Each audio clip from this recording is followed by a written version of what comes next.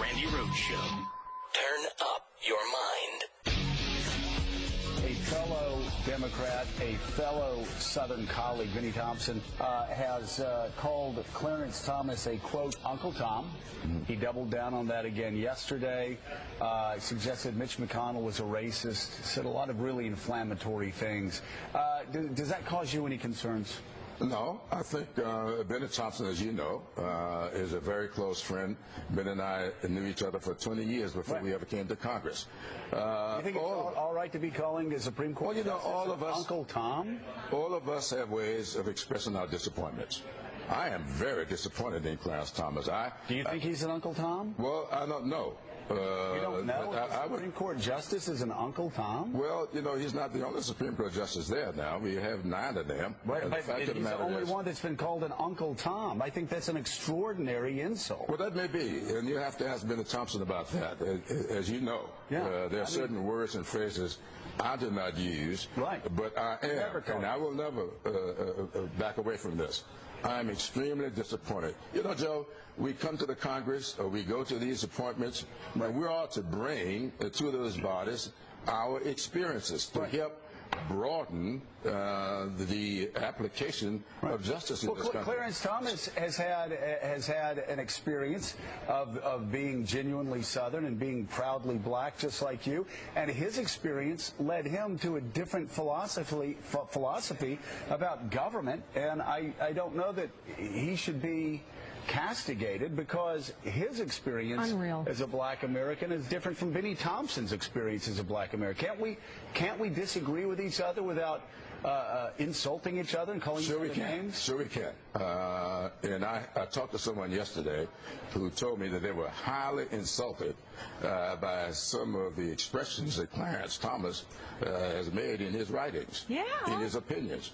A lot of African Americans find his opinions very insulting. All right, but he has a right to that. Vinnie Thompson, though? So you have no problems with him calling him Uncle Tom? Well, Benny Thompson's a very close personal friend. Right. We don't always use the same words and phrases. Is Mitch McConnell, do you think, is Vinnie Thompson thinks Enough Mitch McConnell? already. I don't know. You were asking me about that. All right. Ask him about that, right? I'm just around in circles. I'm not going around in circles. Yes, it is time now to wrap. Yeah, it's time to wrap. Yeah, it took Mika Brzezinski to step in and say, enough already. Morning Joe, why he's on MSNBC, I have no idea. By the way, welcome back to the Randi Rhodes Show. I'm Nicole Sandler. So this morning, I wake up early. I get up at like 6 o'clock because I have a teenager who does not wake up, and I've got to wake her up. I've got to go in there like 4 or 5 times before she gets out of bed. So I've got to get myself up much earlier than normal. So anyway, I wake up and there's nothing else on at 6. So I turn on the TV, and every day I say, why do I subject myself to this? So I turn on the TV this morning, and there's Congressman Jim Clyburn. I mean, and that's what he's got a new book out. It sounds great. In fact, he even talks about the time, I guess the book opens with him relating the story of after the 2008 primary that Hillary Clinton lost to Barack Obama, and Bill Clinton called him, yelling at him, how did this happen? And so that was kind of interesting. And instead of talking about the book and his stories, Joe Scarborough asked Jim Clyburn, berates him for almost 3 minutes about his colleague, Representative Benny Thompson of Mississippi, calling Clarence Thomas an Uncle Tom and saying that Mitch McConnell's a racist. Really, Jim Clyburn didn't say it. I guess, he said, your fellow Southern congressman. I guess Southern is the code word for black. And he went on and on. I wish, what I should have done is just edited the clip and pulled out every time jerk over there, morning joke, Joe, said to, was that okay? Do you think he's an Uncle Tom? Do you think he's a racist? Do you think that's appropriate? I mean, enough already. It's not him. But I guess he thought, all those black congressmen think alike. Unreal. Hey, MSNBC, what the hell are you doing? There's enough right-wingers on the television in the morning. We really don't need it on MSNBC, too. All right. Had to get that out there. Yeah, it's just frustrating. All right. The number is 866-87-RANDY, 866-877-2634. And, you know, the subject of the blatant racism that has infected the halls of Congress really segues nicely into the subject we're going to get into this hour, and that is this divided America.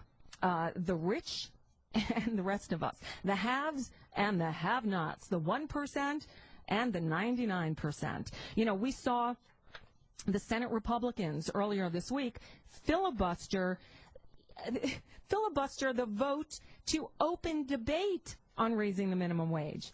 This is what the U.S. Senate is supposed to do. They're supposed to debate the issues of importance. And now, thanks to C-SPAN, we can all watch it. But no, 41 out of the 42 Republicans in the U.S. Senate said, nah, we don't even want to talk about it. It doesn't matter that 70% or more of Americans believe it's time to raise the minimum wage.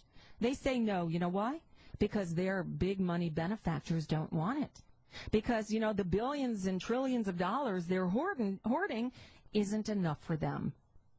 We need to start calling these people out for the thieves and the crooks they are. You know, they say, you know, you can look at whether it's Mitt Romney or Paul Ryan or any of those on the right, you know, the makers and the takers, you know, the job creators. They say the job creators are the makers. Excuse me. No, those big corporate owners, you know, the 1%ers, they're the ones out on the golf course. They're the ones out, you know, on their yacht in the middle of the ocean going to, you know, Monaco or wherever, while the workers, the makers, the actual makers are slaving away on the job, you know, in many cases for minimum wage. You know, we need to take back the vernacular. We need to control the dialogue. You also need to vote, but, you know, we'll get there. But the thing is, you know, with this divide, the people who are working, sweating, you know, they come home, they come home tired, you know, take a shower and then oftentimes head out again to work a second or third job. Those are the makers. Don't let them tell you you're a taker. We're the ones working our asses off, our fingers to the bone, trying to scrimp together enough money so we can, you know, pay the rent, pay the electric bill, feed our kids and clothe them, and in the, you know, in the winter, keep them from freezing to death, while they take advantage of our hard work and hoard the money because they don't want to give you any extra. And to make matters worse, you look at, you know, say Walmart, for example, the Walton family. Those people have more money than they'll ever be able to spend in a lifetime, but they want more and more and more. And they are taking money from you, even you who vote Republican and you're listening secretly to Randi's show because you know she's telling the truth. Yes, even you, because what they do is they are actually telling their employees who can't make ends meet on the measly wages that they pay them, how to take advantage of government subsidies. Yeah, this is corporate welfare, right? Because their workers have to go on food stamps and other forms of assistance in order to get by, in order to make it to the end of the month. And we pay for that. We are subsidizing their bad wages. You know, Google the movie, The High Cost of Low Wages. You can find it online. I'm sure it's there for free. The High Cost of Low Wages. My daughter used to always want to go to Walmart because it was cheap. And I purposely, one day I knew she was lurking around, and I put the movie on. I had it on the DVR, and she, you know, she was like half listening. She was in the kitchen making something, and, you know, she could see the TV from there. And, you know, she was paying attention. Well, I got to tell you, this was the best thing. We were in the car the other day. We were driving, David and I were driving Allison and a friend of hers, I don't know, somewhere to a party, wherever. And the friend said something, well, we can go to Walmart and get it. And Allison said, oh, no, I won't go to Walmart. My heart just I was so proud, you know, so it's getting through. That's what happens. And I said she's 15. Actually, she'll be 15 tomorrow. Oh, how time flies. All right. So anyway, the racism subject segues into the subject of this wealth inequality we have in this country. And it's horrible. And joining us in about 20 minutes or so, David K. Johnston, the Pulitzer Prize winning journalist whose articles you can read all over the place, who has a new book that's actually a collection of articles from Elizabeth Warren to other like economists and people you don't know, all about this divide. In fact, the book is called "Divided: The Perils of Our Growing Inequality." So we'll talk with David K. Johnston in a little bit. But let's first go back to the phones at 866-87-RANDY, 866-877-2634. I'm Nicole Sandler in for Randi Rhodes. David in North Miami Beach. Hi.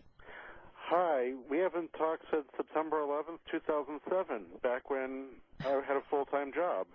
And back when I had a full-time job. I guess we talked at WINZ when I was doing mornings there, when South Florida had a progressive talk station. Back in the day. Yeah. Back in the day. Who knew those would be the good old days? That's right. Yeah, you and I both. I guess we've been unemployed since then, huh? Off and on. Yep. I think the movie title you're looking for is The High Cost of Low Prices. You know what that is? The high cost of low prices. You're right. You're absolutely right. That's what it's called. I called because the best way to defeat ignorant racists is by voting both in the primary and in the general election, so that we get to choose our congressman and our governor. Yes. Oh, I'm so glad you brought that up. I got to tell you what happened on Wednesday night. I'm driving home. You know, I live in Coral Springs. Randy's studio is up in West Palm Beach, so I've got like a 45 to 50-minute drive home. So I'm driving home and I'm listening to XM, their Progress, their 127 channel, and Mark Thompson is on. He does a show from 6 to whenever at night, and he has my friend Susie Madrick on from Crooks and Liars every week. And she's a regular guest on my show, too, at Radio or Not. And I turn on the radio and I hear them talking, and they're talking like, you know, you got to get out there and vote for Charlie Crist, even if you don't like him. You know, he's better than Rick Scott. And my blood starts boiling. So I called in. You know, I'm like, it's Nicole from Florida, and we have a primary going on, and we have a real progressive running. They had no idea. Mark Thompson didn't know, and Susie Madrick, who's usually really informed, did not know. The primary is August 12th. We have a great progressive in Florida running, and the Democratic Party in Florida, I think, sold its soul so that Charlie Crist would endorse Barack Obama like anybody cared in 2012. And, you know, it's basically they're acting like it's already a done deal. Exactly. I'm sorry. Nan Rich she was a Florida state senator. She headed the Florida Democrats in the Senate until she was term limited out, and she's awesome. NanRich2014.com. NanRich2014.com is her website, and the primary's August 12th. And if you can, look up her rebuttal to the State of the State address. It's brilliant. It's good stuff. She's great. Are we going to have to run around with, instead of a CB radio, an AM or FM transmitter on our cars, and a bumper sticker showing what station we're broadcasting from? Because with terrestrial radio gone, and too many of us can't afford good satellite or full internet connections. We have to do something because... Well, we need public universal Wi-Fi, and the fact that we don't have it here in the United States is just another example of how we've fallen behind the rest of the world. We're third world. We are third world, and we should have public Wi-Fi, so you should be able to pick up my show at radioornot.com, which is internet only right now, anywhere. You can if you've got a smartphone, but again, that costs money. So once again, people who are hurting financially are left out in the cold. They've kicked us off the public airwaves, and you can only get us now online. It gives, in some ways, more freedom, but the fact is you got to have money to be able to listen. I don't charge, but you got to be able to pay for the internet connection or the data on your cell phone if you listen via an app. We just have to work harder. We've got to vote in November and be informed. So, David, thank you for calling. It's good to hear from you, and I hope you can get online and listen to my show over there and stay in touch, okay? Back at you. Thanks. Thank you. Bye-bye. All right, Nicole for Randy. We'll take a break. More of your calls next. All right. Well, it's Nicole Sandler of RadioOrNot.com in for Randi Rhodes one last time today. She'll be back Monday. After the next break, we'll talk with Pulitzer Prize-winning journalist David K. Johnston about his new book about the Great Divide in America. But now let's get back to the phones. Elizabeth in San Mateo, California, listening on AM 910. Hi. Hi. I enjoy when you're on. Thank you. I read a book called My Grandfather's Son, written by that Toad Thomas. Oh, Clarence Thomas. Okay, you're a better woman than I. Well, I'm a liberal, but I wanted to see what made his puny mind work. Good for you. So I read the book. It's not a long book, otherwise I'd have given it up. But it's very short. But, all right. He was a flaming liberal in college. Really? Yeah, I was really shocked. So I'm glad I read it because I found out a few things. And he married this black girl, and they had a son. And her family was wonderful to him, just wonderful. And he divorced her shortly thereabouts, and I think it was after. It's been a long time ago. I think it was after he got out of college. But anyway, he started getting out in the world of conservatism, and he saw which side his bread was buttered on. Right. Well, where the money is, right? Where the money is. So then he, in the progress of becoming this conservative, he was at a conference or convention, whatever, and he met this white woman that he's Ginny. His current wife, the one who lobbied, worked for a lobbying firm against the Affordable Care Act while he was hearing, while it was being legislated, and again during the Supreme Court challenge to the Affordable Care Act. Very illegal. Horrible. And, yes. And she is a big wheel in the Heritage Foundation as well. And I don't know that she was then, but she quickly right thereafter became that. Anyway.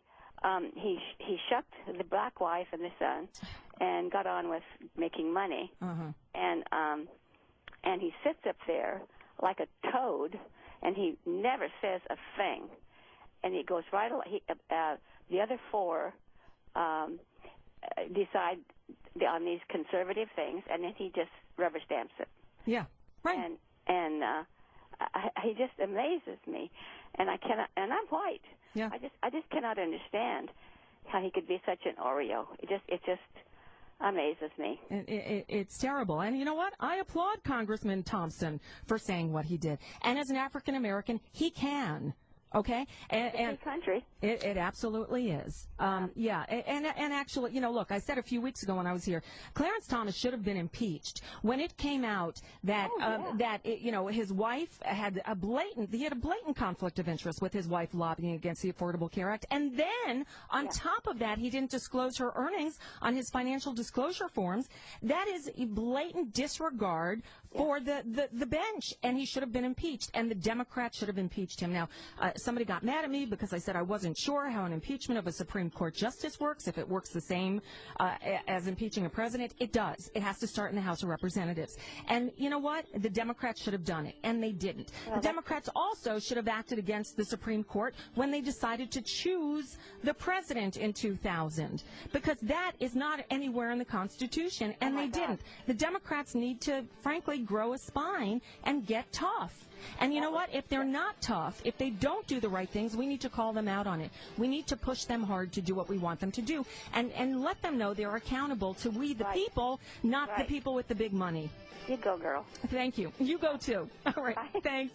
Yeah, and you know what? The way we do that is at the ballot box. So if you're not yet registered to vote, do it now. And if you have to jump through hoops, you have time if you start now. David K. Johnson next. Nicole for Randi.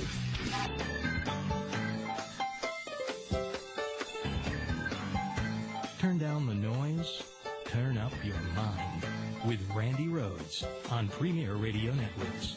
All right. Well, welcome back. Randi will be back on Monday for the final 2 weeks of this very program. I'm Nicole Sandler of RadioOrNot.com, and as always, honored to be sitting in this chair talking into this microphone and honored to once again speak with our next guest. You know, we've been talking about the big news stories of the week, and actually what I'm going to discuss with David K. Johnston is the biggest issue really of our time. It is this divided country in which we live. You know, the ever widening gap between the very rich and the rest of us.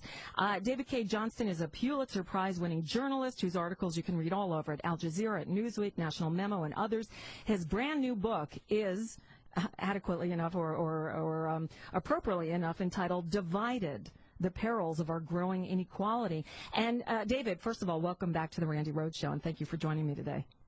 Well, Nicole, thank you for having me. The book is actually a collection of articles that you've pulled together and edited from such a few names that we've heard of, like Barack Obama, Elizabeth Warren, Jared Bernstein, David K. Johnston, and others that we don't know, but dealing with all aspects of this massive inequality that has really, that encompasses this nation right now.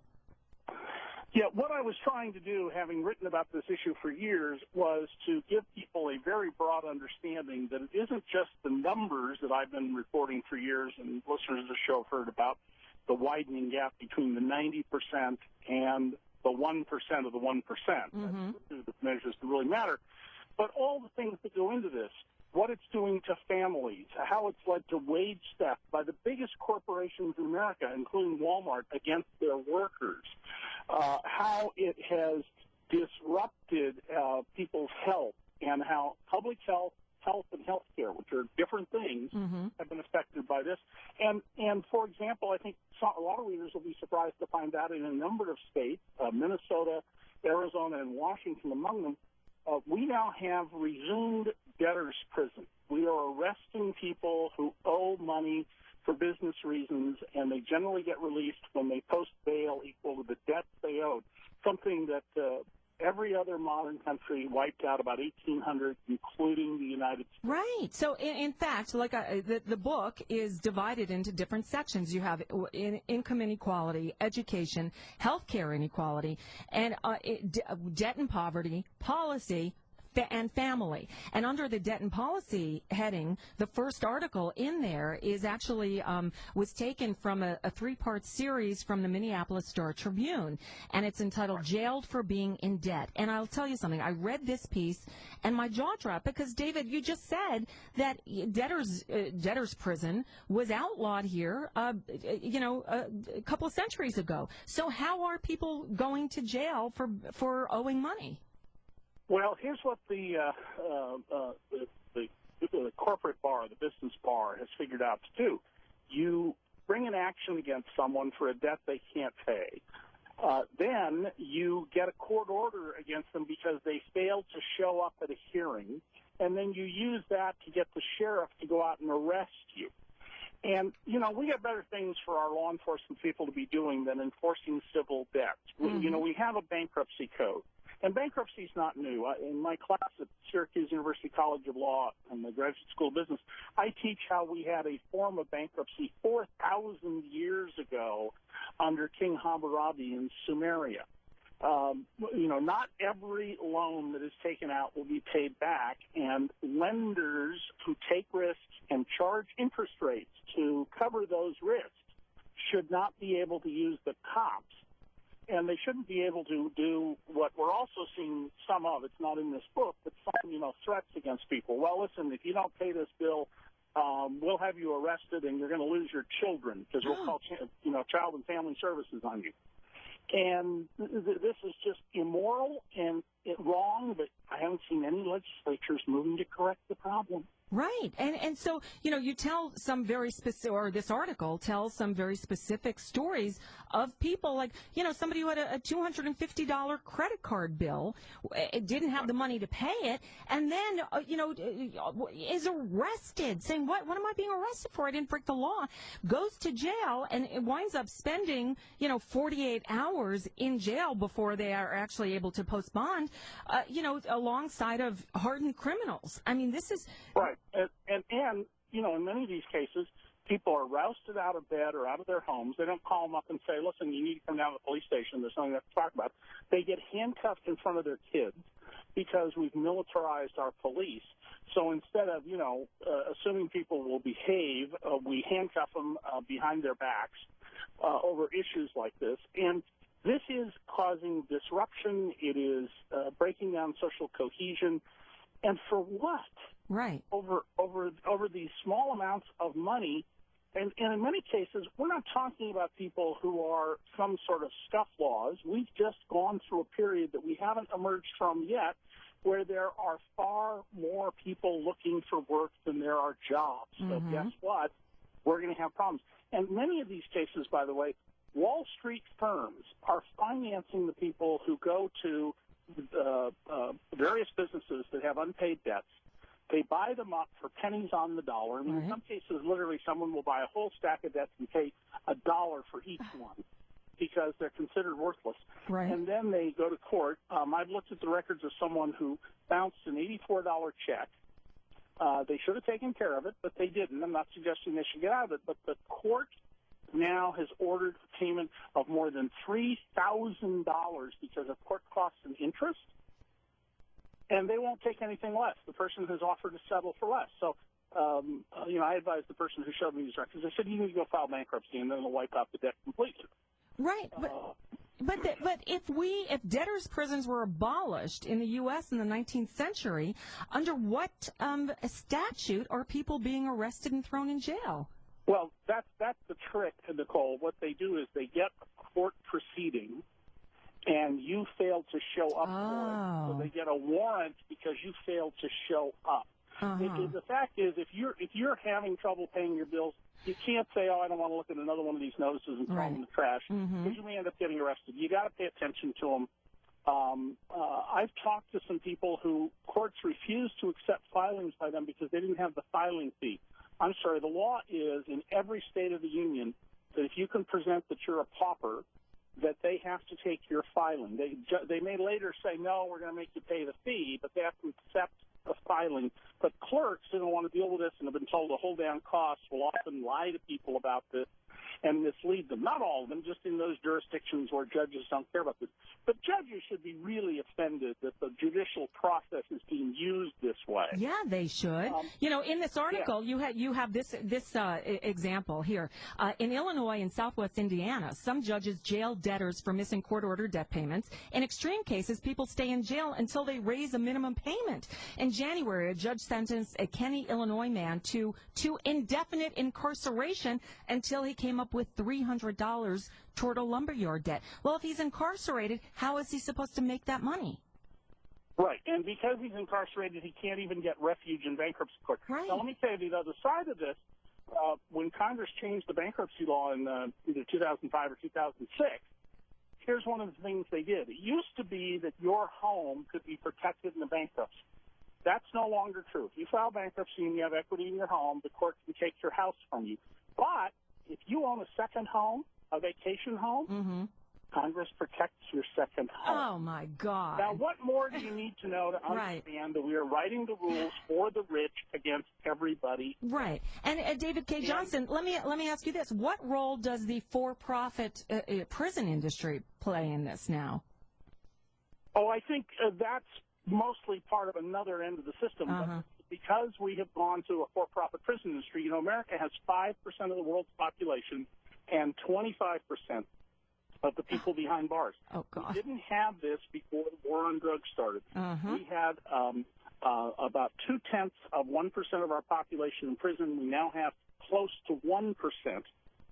And furthermore, when people get arrested, and if they have a drug conviction, often they can never find a decent job again for the rest of their lives. Right. Well, that serves to push down the wages paid by those employers who hire semi-skilled and unskilled labor.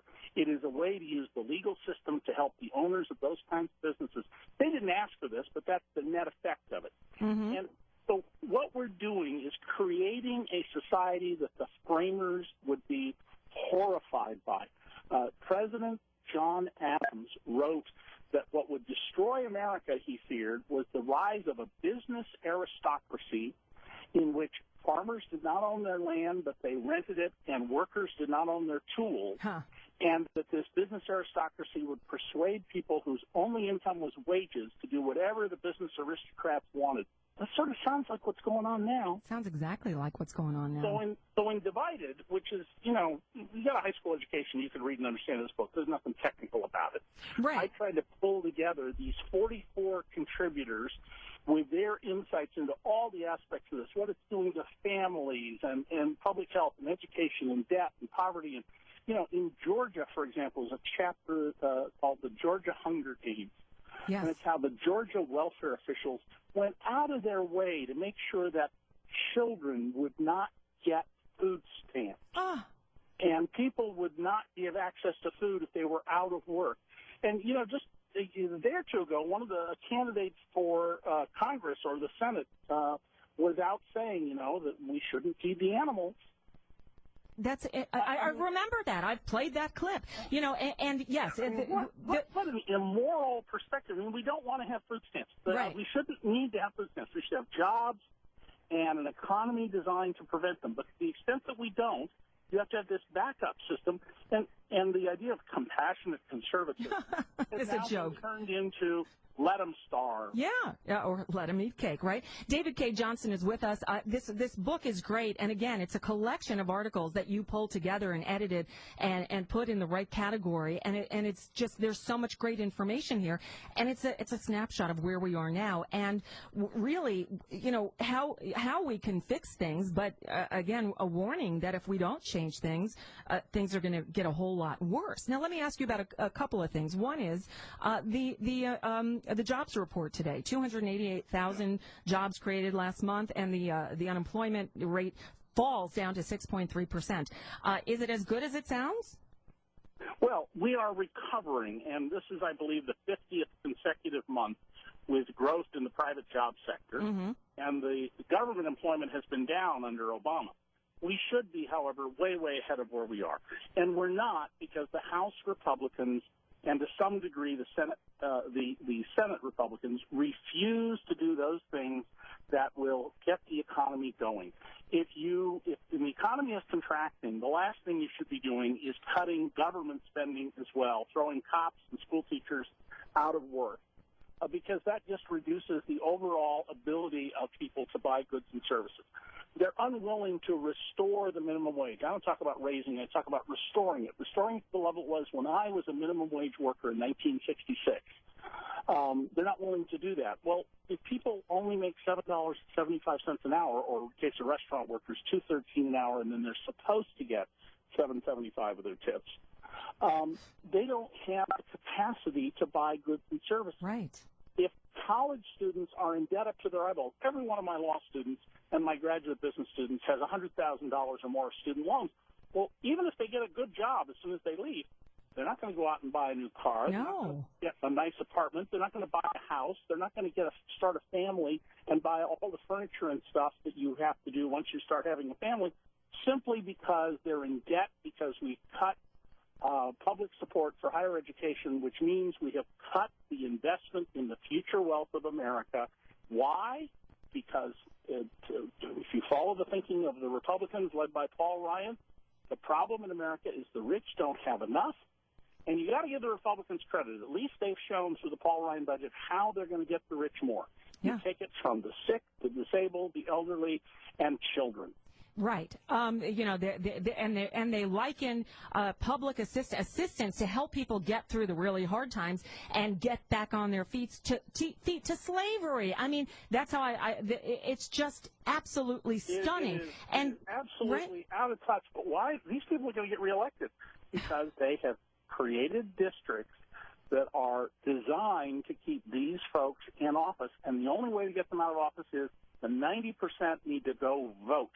The reason Scott Walker is still the governor of Wisconsin is that the Koch brothers spent their money not just on ads like the unions did. Yep. They hired people to drive people to the polls. Yep. If you don't vote, then don't complain. You know what? Right. clobbered. Exactly. And on our side, we need to volunteer to drive people to the polls. We need to, getting out the vote is the most important thing we can do right now because we need to vote these people out of office. David K. Johnston, this time just flew by, and there's so much more to talk about, both what's happening in this country and your book, Divided, The Perils of Our Growing Inequality. I know you're going to join me soon for a longer, extended, more in-depth conversation on my show at radioornot.com sometime in the next couple of weeks. So we'll get that set up. We'll let everyone know when that's going to be because this is really important. People have to understand what's going on. And I thank you for coming on. I thank you for the book. Thank you. Always great to talk with you. David K. Johnston. There's a link to his book and all the information at randyrhodes.com. All right. The rest of the show is all yours. Phone lines are open. 866-87-RANDY, 866-877-2634. Everything is fair game. Anything you want to ask about the show, you want to talk about, a fun memory of Randy's show, you want to talk about inequality in America. It's anything you want. I'm here, I'm just here for you. Nicole for Randy. We'll be right back. Well, Randy will be back Monday. You got me, Nicole Sandler of RadioOrNot.com. It's my last time filling in for Randy, but you can always catch me over there, and I hope you will. All right. I said anything goes. Phone lines are open. It's all you. So where are we starting? Line 6. We'll go to Mike in Los Angeles, listening on iHeartRadio. Hey, Mike.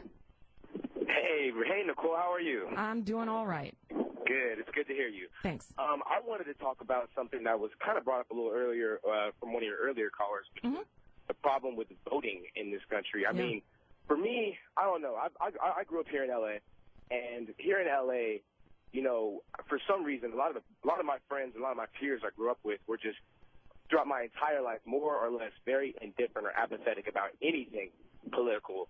And for some reason, whenever I ask them, like, well, did you go vote? They'll complain about all these same things that we're complaining about. Income inequality, right. The political alienation, all of this stuff that's going on that's really kind of hindering and not really letting us have any progression in this country. And yet they just still choose to remain really apathetic or indifferent about everything. And I just can't figure out for the life of me what to do to kind of get people turned on. Yeah, you know what you need to do? Here's what you need to do. You need to figure out what issue is affecting them the most and go there. Right. For instance, I'll tell you, I have a sister who happens to be a teacher, all right? And she's apathetic. I was at her house once. She was watching some stupid reality show. I'm like, let's just turn on the news. And she's like, I don't want to watch that. It's so depressing. You need to find, but education is her issue. So you need to find things about that and say, look what they're doing. And look what we're trying to do. You got it takes work, but hey, everything is at stake here. Everything, especially this November coming. Yes. And you know what? Every election is the most important election of our life. But with these midterms, Democrats historically do not turn out for the midterm elections. Well, that's got to change this time, or the Republicans get control of the Senate, and then all bets are off. Right, but what is it with the meh attitude in America? Is it the government's fault? Is it like a problem? If you listen to a right-winger, it's all the government's fault. Nicole for Randy. We'll continue on the other side. Radio Networks.